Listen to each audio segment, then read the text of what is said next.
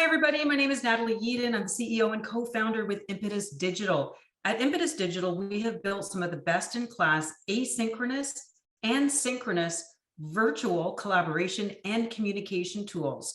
We have worked with life science companies from across the globe over the past 14 years to help them with everything from virtual advisory boards, digital medical education, online investigator meetings.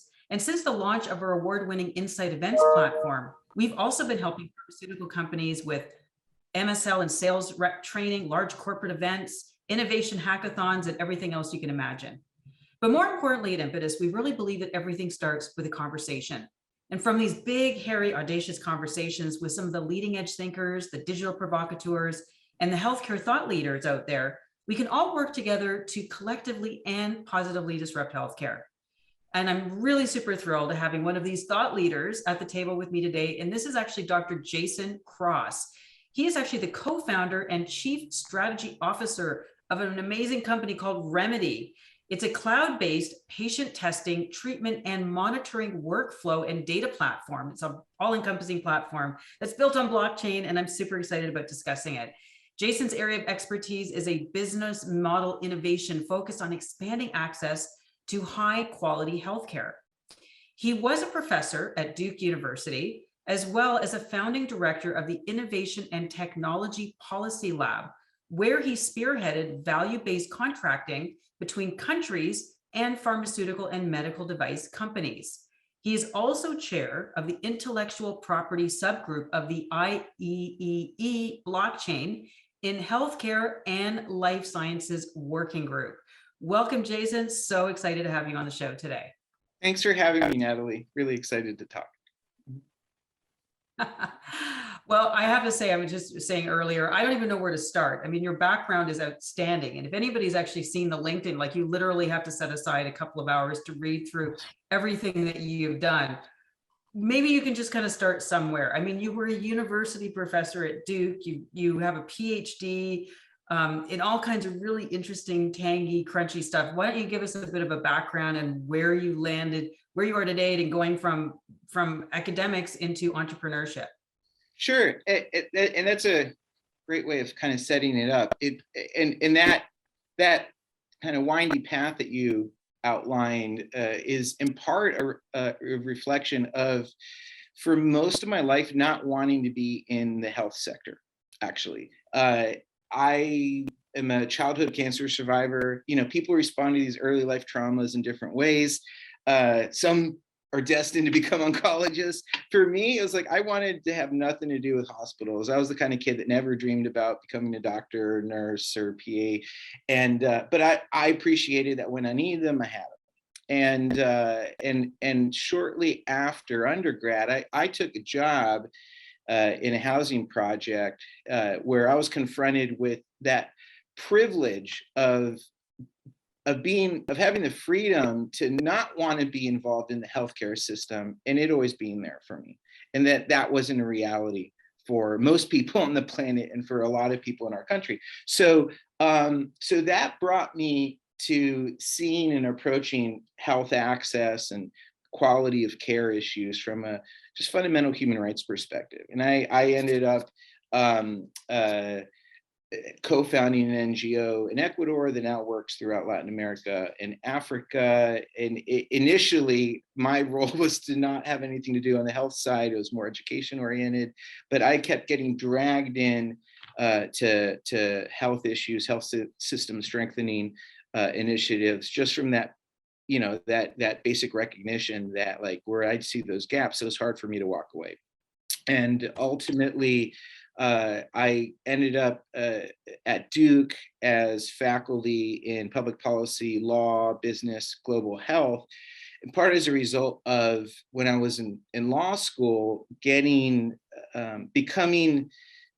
quite active in the access to medicines social movement, which was pushing governments and pharma to be more innovative and open-minded in patent licensing and other contracting models to expand access to, frankly, really cheap to make molecules that were intentionally being left out of the hands of people that needed them to survive.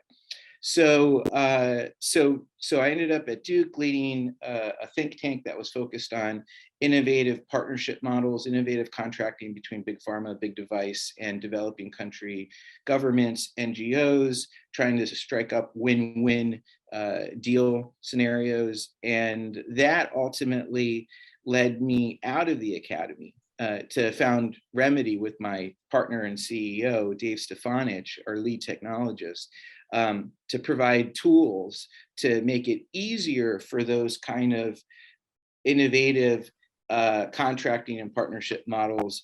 Because what I saw was a lot of, first of all, pharma and device companies left tons on the table because of an old school model focused on high price times people that can pay that high price. And ministers of health can do math. They know that over time, they'll pay more in morbidity and mortality that results from not getting access to breakthrough new treatments. And so the rate limiting factor was lack of trust between parties, both in data and in the quality of the activities that would have to be performed. So I reluctantly accepted my role as a health entrepreneur to provide tools to enable these kinds of partnerships to move forward. You bring up a very important point, and the point is about trust, trustability. Hence, you're entertaining, if you will, a navigation of a technology that I think still a lot of people are reticent about, don't really understand, think it's only used for cryptocurrency and Dogecoins and all that and NFTs, but don't really see the application to old legacy frameworks like pharmaceutical companies. Tell us a little bit about your delving into blockchain and how this is being used with your company, Rymedi. Great question. A lot of our approach to blockchain, leveraging blockchain technology, derives from our CEO's background as a CIO and CTO in pharma manufacturers, and importantly, in logistics and automotive companies, which in the 90s made a transition to lean manufacturing, just-in-time supply chains, really datafied supply chain management. And as you're aware, Natalie, pharma is just now stepping up to automating a lot of that coordination across parties. And so Dave always brings an enterprise scalability perspective to deploying technology. And so in looking at, when I met him, actually, he was already using blockchain, public blockchain protocols to automate, to provide change controls, essentially. Immutable audit trail, unhackable control of who has access to what information inside a pharma manufacturing process, and therefore automating a lot of quality controls, quality assurance, and automating a lot of data capture that would automatically fill out compliance reports. And so I said, Dave, look, this is quality management system automation in the factory. We can take this out to the world of decentralizing healthcare systems where lots of parties don't trust each other.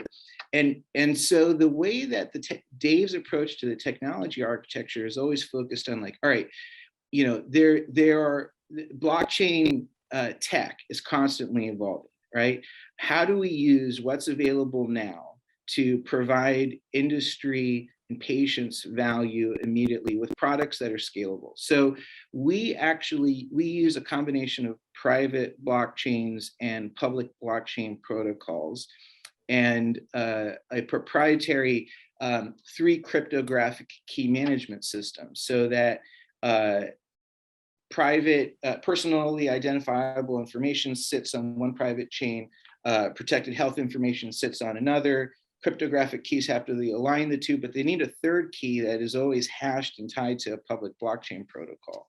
And combining those 3 keys from a computational throughput perspective is massively scalable in a way that making an NFT, for example, out of every data element or key transaction right now just simply wouldn't, right? Not to say that the world won't get to that point, but for cost-effective, easily scalable use of the benefit of immutable audit trails, nearly unhackable, pending quantum computing change, access controls, and most importantly, in the next few years, zero knowledge cryptographic proof. So proof of something without having underlying visibility into the thing or the information, which will really unleash the potential of machine learning and other AI in healthcare, where there's a lot of very reasonable privacy and intellectual property reasons why everyone silos information. So making it safe for models to train across silos, what people are calling federated learning, and ultimately conduct queries across silos. All of that is going to be safe for healthcare companies and government agencies, is going to require the benefits of blockchain cryptography. So I want to get into this a little bit more, because this is, dissectable and something that's double clickable, and I want to get into this, but I want to divert for a few minutes and talk a little bit about what you've built on this platform, which is the company Rymedi, and what it actually does. And then I want to come back and start talking about the components of building a blockchain. So first of all, I just want to premise this by, there's a lot of companies, Jason, that do what Rymedi does. Mm-hmm. But I think what ultimately differentiates you is this very powerful system and platform that you built it on blockchain, right? So there's a sustainability, and like you were saying, like basically a machine learning where it's going to get smarter and bigger, and there's this federated learning. There's an immensity to it that a lot of people haven't really thought in, maybe some of their shorter term planning. So let's actually think a little bit about what you've devised so far, with basically what healthcare is ready for, through Rymedi, especially in the context of the COVID-19 pandemic, vaccines, testing. Tell us a little bit about what you've been doing to conquer some of these issues. Sure. So right now, our customers buy, the value props they're buying are digital workflows that help their teams do testing, treatment administration, patient monitoring more effectively. So higher quality with people that might be in different places doing the same protocol or process, and much more efficiently. So a lot of labor savings in terms of activity and so forth. But all of that is much more easily configurable for us, because it all rests on the same underlying blockchain-based data architecture. So privacy, HIPAA, California, GDPR, all sorts of privacy protections, they just apply across the board, because the solution layer, the test, treat, monitor solutions sit on top of that. In the case of, so we were architecting this way when we started the company in 2018. We hit the ground running with a partnership with the Onam Foundation in Mongolia, the World Health Organization, some others, to prototype test, treat, and monitor solution for a national hepatitis C campaign. And then we started trying to evangelize the thesis of what we call connected health, right? That what's possible when parties that don't often coordinate well together do so across a care continuum. And that thesis became obvious to everyone when the COVID pandemic hit, right? And you had, in the case of testing needs, you had labs, you have test service staffing companies, you have testing management companies, you have schools, employers that have to keep their places safe. There are a lot of organizations that needed to sync workflows. And so we were already doing that in a global health context. So for us, COVID was like, all right, it actually, as I recall, our pivot into COVID response in March of 2020 started with a call from a rapid diagnostics company we had worked with in Mongolia. Said, hey, do you remember what you guys did with Hep C? Can you do that with COVID? And that immediately got us rolling, and the entire company pivoted to making it really simple for organizations and patients to register for testing activities and later on vaccine administration. Really simple for testing staff of varying degrees of certification and background, always meeting state-specific regulatory standards, but it made it much simpler for a wider pool of people to step up into roles and conduct testing activity according to standard, according to spec, and automate the reporting of information to patients, to government agencies, to employers and schools where permission and applicable, to EHR systems where needed, et cetera. Same with vaccine delivery. To us, it's just another treatment delivery modality. And where ongoing monitoring of patients is required, and having that secure patient relationship that's mobile. Our big launch, our biggest case that ended up leading to a lot of opportunities with labs across the country was Clemson University. So in the fall of 2020, Clemson, over 25,000 students, these universities were shutting down across the country. They had delayed their opening a little bit. Our headquarters is in Greenville, South Carolina. They're 15 minutes away. They came a knocking, and within 2 days, we set them up with the partner lab and our digital platform to be able to begin testing thousands of students and staff a day. And in that fall, there are national trends that were, weaving back and forth, and then in that winter going up. Meanwhile, the university's trends went to the point where at the beginning of the semester, the college town was freaked out about students coming around anywhere and spreading COVID. By the end of the fall, the university was a safe space, and they had to be concerned about the town. And so that fully aligned with the university's commitment to be a good regional citizen, and then provide free COVID testing for the town, which was also in its self-interest, and then surrounding communities, et cetera. So you ended up having this bubble in South Carolina that was defying the national trends in terms of outbreaks. Part of how our technology was crucial was not just in the workflow efficiencies, which meant that with 15 people, you could do what our staffing partners tell us they need 75 people to do, which in the case of Clemson was over 3 million in labor savings. But the real-time notifications to the contact tracers, who could then identify who needed to get emergency testing that day because they were hanging out at the frat party with so-and-so. Also, the data analytics that would identify dorms as hotspots, and then apart from your scheduled weekly testing, would, all of a sudden, even if I got tested yesterday, all right, my dorm's a hotspot, I got to go by 5 p.m. get tested. And that rapid response, that rapid public health response, all before vaccines, enabled this to be a really relatively safe bubble in the country. And so why was this so effective in comparison to so many other, and I'm just going to say in Canada, we had a nationally rolled out contact tracing program that fell flat on its face, never did anything. It was useless. What was making yours so different? And tell us a little bit about how blockchain might have actually accentuated the success of that. So I'll say the human organizational component, coupled with the technical security. So blockchain allowed for us to have the highest possible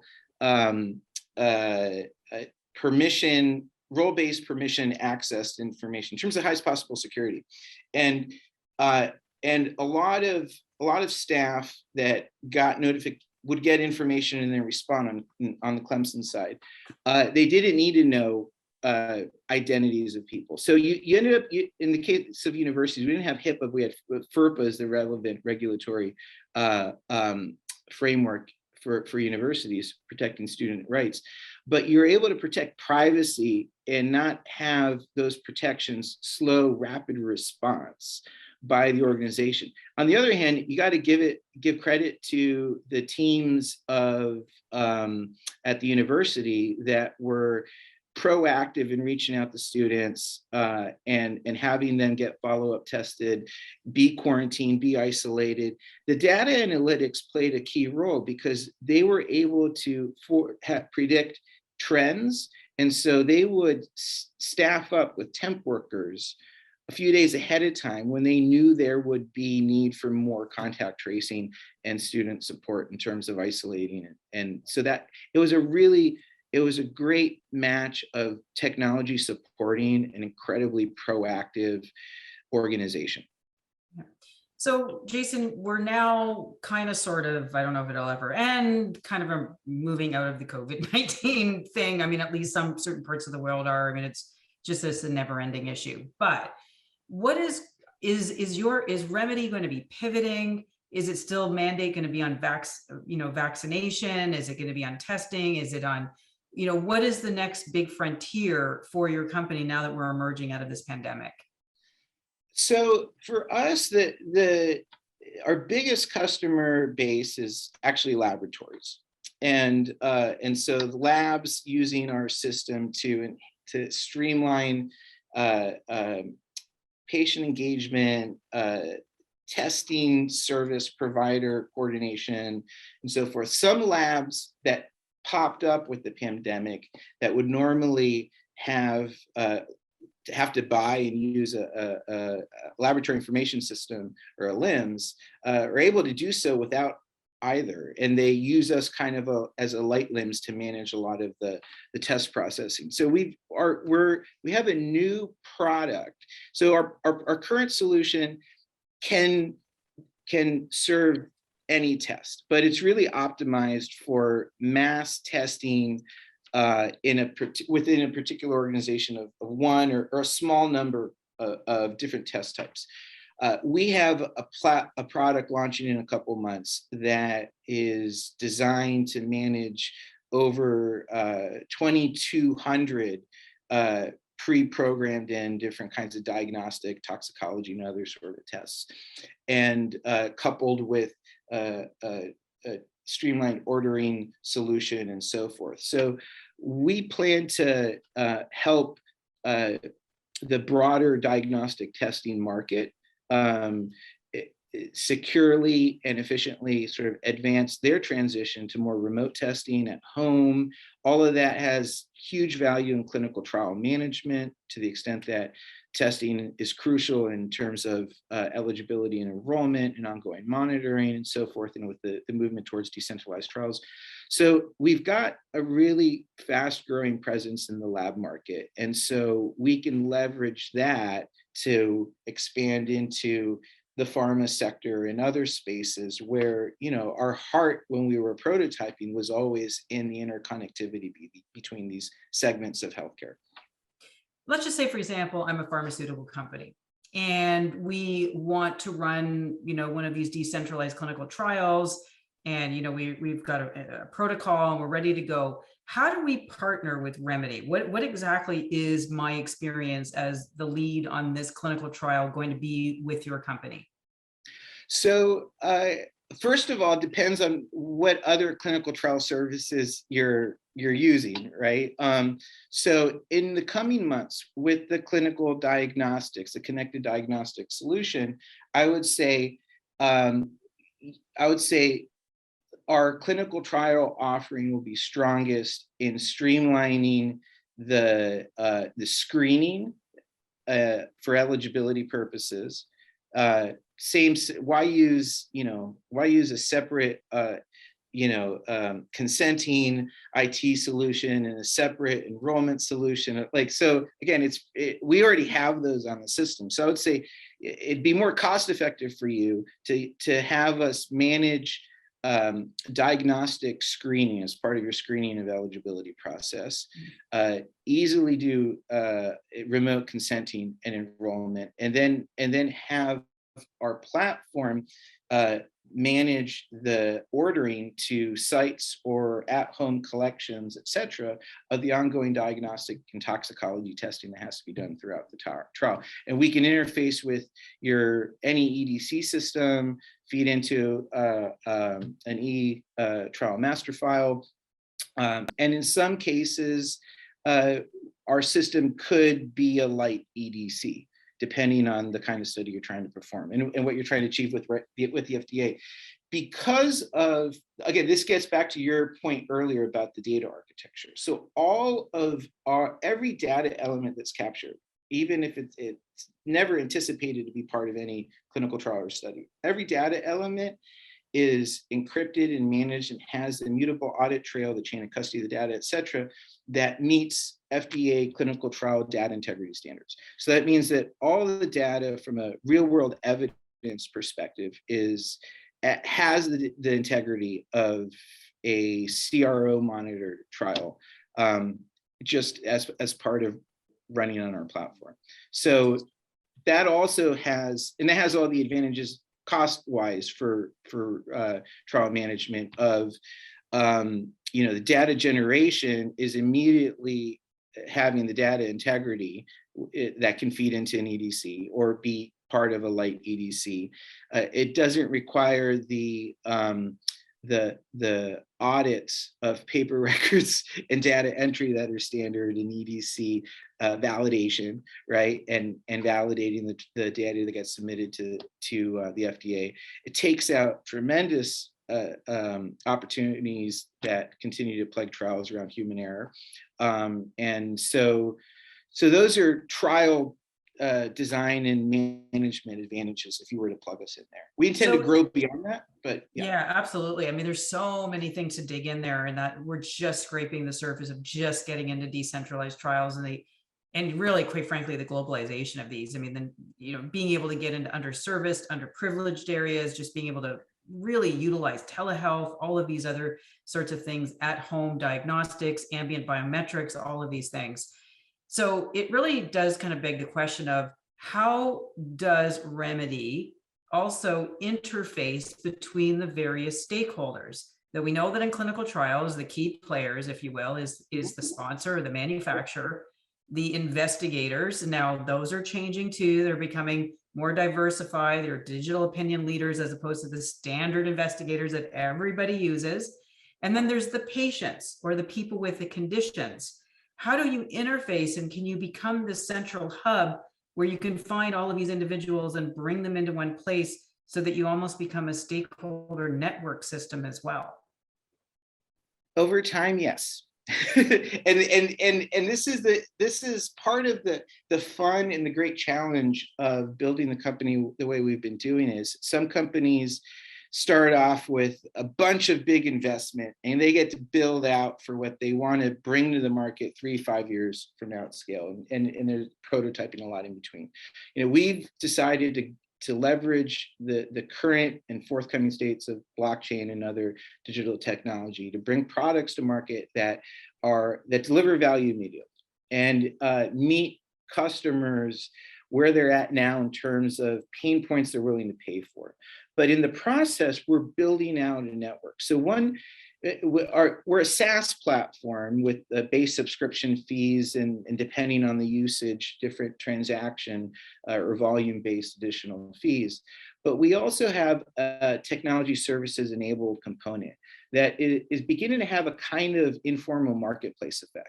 So once an entity is using us to manage their testing activity and they're using other labs to process the tests, then the labs start wanting to use us. And then when they're using us and they deploy us in use cases where the actual on the ground activity, the frontline health workers are using us, then they want to use us for other things. In the meantime, we're brokering deals and enabling parties to have more cost-effective partnerships and source more effectively, et cetera.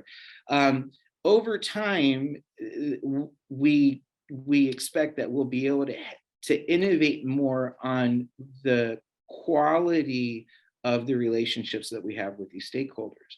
And while we have, I think, almost 1 million patients on our platform right now and digital consented relationships with them, really, we can begin to innovate and cultivate and empower them the ways that some blockchain health companies already are, or some are intending to and building for that future, having to navigate the challenges of legacy health institutions and their boilerplate approach to data rights and data management and so forth. So our vision is going in that direction, but it's one that we're building organically towards that. We keep building a network, a connected health network of treatment providers, of testing providers, of care, remote care monitoring, telemedicine providers, et cetera, and cultivate that relationship and ultimately strengthen and empower the patients. At the same time, we'll begin to be able to innovate in the directions you're suggesting. I love the fact that you use the word patient, and the concept of patient centricity is something that we've always talked about, but now I think it's becoming a standard protocol and requirement. Yep. Now, I'm also just curious, the fact that you have built this incredible platform on blockchain, what your futuristic thinking as it relates to the monetization, if you will, of health and health data, especially as it revolves around the individual. Now, we're all technically patients. We're all people with conditions. We're all consumers. And so we all have bodies and biochemistries. And so you can be sick today and not tomorrow. And so I guess that word patient is an evolving concept. Mm-hmm. We are all tapped in. Some people are more biohackers than others, but we're all eventually tapped into the metaverse, if you will. You know, smartphones, tablets, you know, glasses, everything. There's sensors everywhere. Our clothing are going to have it. We're all going to ambiently just start sending these things through facial recognition onto blockchains like yourself, where you may eventually become this network. So do you see the day when a person like myself can say, I feel like biohacking this, I'm going to crowdsource a clinical trial, I'm going to tap into Rymedi, and I'm going to find, you know, sponsors, and I'm, you know, this, that, and everything. Is this the future of clinical trials and the way networks are going to be established in healthcare in the future? Yes. And I think it's coming faster than a lot of people expect. Not that it will replace the, you know, the large sponsor-initiated institutional, you know, university spin-out biotech initiated, you know, trial, clinical research dynamic, but I think it will complement that. And in the process, it will de-risk a lot of from a raising money for a phase 1 or phase 2 perspective, too risky trials. I think absolutely we're going to see that and then the blending between real world evidence and randomized clinical trial regulatory science is also going to be part of that dynamic.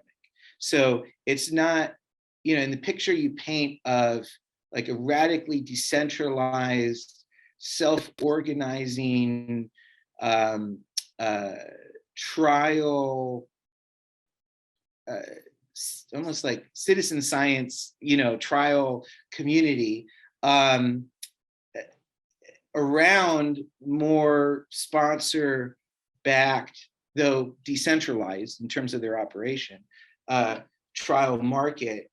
You're going to have more and more real-world evidence gathered with data integrity that further increases the biostatistical value that can be derived from them, and then correlated with, you know, randomized trial data and so forth to enable those trials to be smaller, faster, cheaper, et cetera. So I think the decentralization of sponsor-driven trials, the bottom-up decentralized community biohack sort of trial world you're describing, and the real-world evidence revolution are going to come together at the same time. Super exciting, and I'm loving it. What you're also creating potentially leaves an opportunity around the whole manufacturing world. I mean, we're seeing all kinds of ramifications of the manufacturing world right now with the supply chain issues that we are, but certainly this has also impacted pharma as well as everybody else about where you're supply chaining, where are you building, and the building blocks of these materials, these drugs, these entities, these small molecules, et cetera. It also asks the question, when you're building a blockchain around post-market surveillance, recall management, regulatory approvals, ID tagging, so you're going against counterfeits. What is this world going to look like? And what do you sort of see the future of Rymedi as it relates to pharma helping to maintain and manage and sustain their manufacturing? So that's a great question, and it's an incredibly tricky strategic one, because of the economics of compliance solutions, which is they often quickly commoditize because the buyers buy compliant when it's regulation driving the innovation and not some additional sort of market value that you get from doing. They tend to get 5 bids that all claim to be compliant, and then you're really buying based on price and pain in the butt. But those are also spaces where really collaborative consortia oriented solutions can often be more effective than competing reg tech that has a hard time making large margins. And therefore, the beauty of the meta ledger chronicled sort of approach, right, of bringing the stakeholders together in terms of the US pharma ecosystem. So our approach will be, we did a pilot with the FDA as part of the Drug Supply Chain Security Act pilot program. And what we ended up doing was, we said, look, you've got these large legacy, track and trace, systems that without blockchain have been helping pharma comply for a while. There's some great blockchain-based initiatives led by pharma insiders, right? So where are the gaps? We ended up where we can bring value. We ended up doing a pilot program involving Indiana University Health System and Wake Health System in North Carolina, where we were looking at specialty medicine transfers within large health systems, because the DSCSA requirements inside a large health system are much lower than between health systems or between wholesalers and dispensers and so forth. And so, but really sensitive, super expensive biologics still might move between hospitals and satellite clinics, et cetera. So we thought, okay, here our sandbox will be, highest possible visibility in terms of not just tracking, but quality management system, visibility and in the movement of these biologic specialty medicines, and gathering some supporting clinical information so that we make so we can demo high grade QMS for some really expensive, sensitive biologic treatment. Every data element being captured being FDA admissible real world evidence. And at the end of the day, the uptake for those solutions are going to depend on the economics. So probably in the cell and gene therapy space, we're already seeing companies, really digitizing a lot of the workflows there, beyond what is required by FDA regs, because a mistake with a $800,000 cell therapy or $2 million cell therapy is much more a much bigger deal than with a small molecule drug. So we did that, learned a great lot, also learned a lot about what I'm describing now in terms of what parts of pharma are going to be ready for that sooner than others. I'm actually speaking to you, Natalie, from the office of a partner organization that is exactly on topic for what you just said.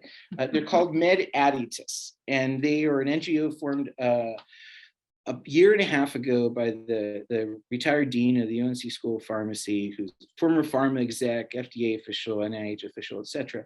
And they're on a mission of partnering with African pharmaceutical manufacturers and African entrepreneurs to set up next generation modular digitized pharma manufacturing in Africa to address access to medicines needs, but also over time, Africans can make just as high quality medicines as we can in Research Triangle Park. And the costs and risks of doing so are lower with equipment that makes it easier, continuous manufacturing equipment, coupled with digital workflows, aka Rymedi solutions that make it much easier to perform processes correctly and to have that digital record that will help the African market trust African manufacturers, and ultimately the FDA and Europeans and others trust exports from Africa. And we have a ton of rare disease medicines, for example, in the US and Europe that are only made by one company. They're off patent. And there's room for an additional supplier or two, like bring the price down a little bit, but also enable African manufacturers to really step up and be global players the way that India, China have in the last few decades. So we're applying the technology to do that. It's really interesting that you're mentioning that. I mean, it sounds like in some ways looking for countries, areas, geographical areas, et cetera, that would be open to the more digitization of the entire, what you're saying, workflow, where a lot of our sort of legacy frameworks just don't have the ability to do that. So you're finding these other areas to be able to showcase the new setup and to be able to show how you actually could be decreasing the cost of drug manufacturing by using these processes. So I think it's very, very interesting development. I'm also just wondering, in all of this, we're getting into a place where information is available everywhere. And there are certain governmental systems, methodologies that are going to accentuate, if you will, the development of ideas, workflows, et cetera. And I'm just curious, not wanting to get too much into politics with this right now, but the various systems and factions that we're sort of seeing across the globe right now, do you see one or a few that might be a little bit more amenable to this digitization, this creation of the digital workflow concept, and that is going to outdo, if you will, the way that we've done things in sort of the established world? I'm curious about if there's a governmental system that is going to have a higher propensity for success. Well, in the case of our partnership with Impetus in the world of African pharma manufacturing, the hypothesis is, again, it's one thing to deploy quickly for code response. It's another thing to build a factory that is CGMP and gets the right approvals from not just local regulators but WHO pre-qualification and so forth. However, we've seen in preliminary discussions with African regulators and UN agencies, UNCTAD, UNIDO, WHO, that work closely with them in regulatory harmonization. There's a lot of regulatory harmonization initiatives, typically by like trade bloc, the East African community, the West African community and so forth. But there is a hunger to innovate in these kinds of ways because of the impact on patients and the politics of what that represents. Even if you don't care about patients, right? It's good politics to make high quality medicines more affordable, more available, to have people experience a stronger health system because that results from that. To have treatments for neglected tropical diseases available that before didn't exist. And so, I mean, we believe genuinely that these stakeholders care, but the politics of it align strongly with innovating in these directions. I think, and we've got colleagues at the FDA that are aware of some of these initiatives. I think that there will be some European and American and Japanese learnings from some regulatory innovation in these other markets that then will come back and hopefully streamline regulatory processes in those countries. But you're right. It's not just the need, but it's the limited legacy systems, limited in presence and limited in their capabilities, and that's like a blank slate almost, which 100%. Africans experience in telephony, right? That there is that policy experience of, well, who needs landlines, right? Yeah. We're just going to leap to cellular. We're in the precipice of a changing in the world order. I'm actually reading a book of that note with Ray Dalio right now, a big fan of his. And so I'm actually just wondering, as all the world in geopolitics and everything's kind of modifying, and you're starting to see the emergence of, various countries. Now everything's cryptocurrency, and other people are democratizing or sort of building these automated workflows for, generation of medicines, et cetera. I'm actually just curious about the future of work. And as we're talking about the robotization, and we're seeing all of this changing, there's just so much to talk about here. It would, we wouldn't be possibly able to do this in a couple of minutes, but I'm actually just curious about systems like yours, where various stakeholders can be on this platform, and there's sort of ambient biometrics and other kinds of information is being funneled through here. We're talking about advanced analytics or advanced diagnostics. I'm curious about if this could become like an open sea, or another way where people pay to play, they pay to play. They're basically in there. Their information is just ambiently going through your system. People are using it for research and population health management, and payers are using it to determine trends. And these individuals are just getting paid through, tokens or, fractionized ownership or what have you. And this becomes the new universal basic income of people, just their information is conveyed through. I'm just curious if there's a future in that. Absolutely. I think that is the future. I think so our approach to helping build that future, just like our approach to actually like blockchain and health, like, all right, what can we do now at scale that people are willing to pay for, that costs less per unit than it takes us to make it, right? And so, this world future of like a radically self-sovereign, data control and ownership and monetization across platforms, not just in a platform like ours, but across other platforms, right? So we're, a lot of our tech focuses on interoperability, and we're committed to an interoperable health system future. Dave and I founded the company. We share the commitment to always make money by improving health, never by preventing someone else from improving health better than we can. It's one thing with chairs and shoes. In healthcare, people die, right? And so the business model That's your version, Jason, of don't be evil. Pretty much.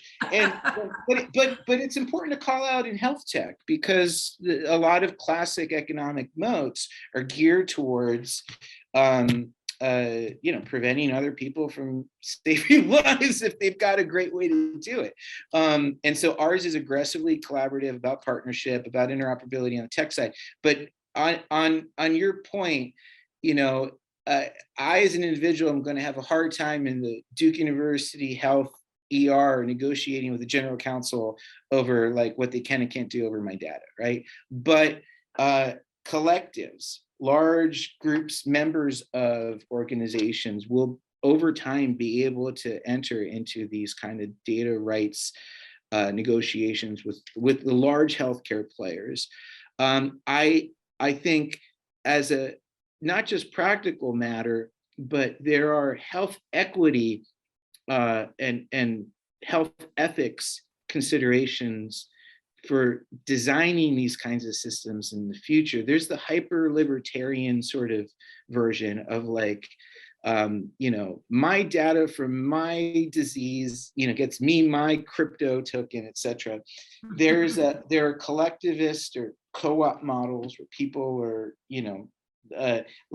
we pull information, there's monetization of it, you get your dividend checks, et cetera. I think Luna DNA with their community ownership model is, I think, a great example of that. A few different options of what you can allow to be done with your data, but not a gazillion, dashboard of gazillion buttons. And in the middle, how most of the market will be in the middle. And so how that gets designed it'll have incentive effects on people's behavioral health, right? Like we don't necessarily want to be incentivizing people to harm themselves because if they harm themselves in the right way, that data will help pay rent next month, right? So there's a lot of ethics and equity design considerations in building that future that I believe is inevitable and will come faster than people think. But how those are managed is going to really matter. That was, I think, a Ray Kurzweil book. I think it's like future is coming faster than you think. Honestly, there's just so much on this, and it's exciting. It's exhilarating. Some people would be worried it's very dystopic. Others, it's utopian. I don't know, depends on what you're sitting on. I just think that it's just the future is there's probably a redevelopment of the world order, including what government looks like. What this means is this is all very governmental, regulatory, decentralized autonomous organizations. What is that going to look like? So there's a lot there. That's a whole other conversation. You'll have to come back for us to have that discussion. I'd love to. In the meantime, we're at the top of the hour. For those people who were, there is so much going on with Jason and his company, Rymedi. I mean, the future is just on their side. I highly encourage you to please check out his contact details in the show notes below. Partner, connect with, work with, build the future. He's there. I would highly encourage you to contact JC. He's a wealth of knowledge. If you enjoy this conversation, please check out impetusdigital.com. We want and have these conversations with physicians, payers, allied healthcare providers, patients.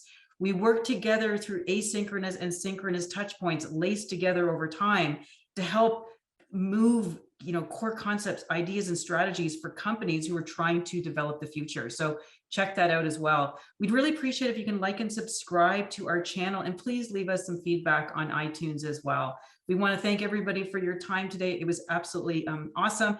And Jason, what a wonderful conversation. We'll have to have you come back again. I can't wait. Thanks so much, Natalie. This was great fun.